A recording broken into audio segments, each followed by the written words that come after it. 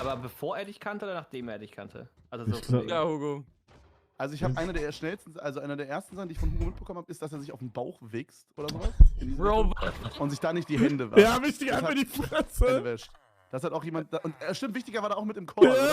Ihr beide habt da gesprochen miteinander. Ey, das war doch. Nein, nie im Leben war das das erste Junge. Mal. Nein. Nein, No glaub ich Nein, das way. war nicht das erste Mal, aber das war so das erste Mal, wo ich bewusst einen Hugo-Clip gesehen habe oder so. Junge.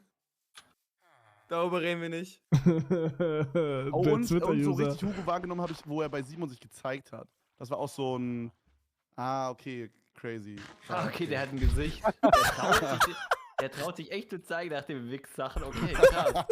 Holy shit, das ist mutig. Holy shit, der hatte Eier. Der hat echt vor gar nichts Angst. Ey, was ist tot? Okay,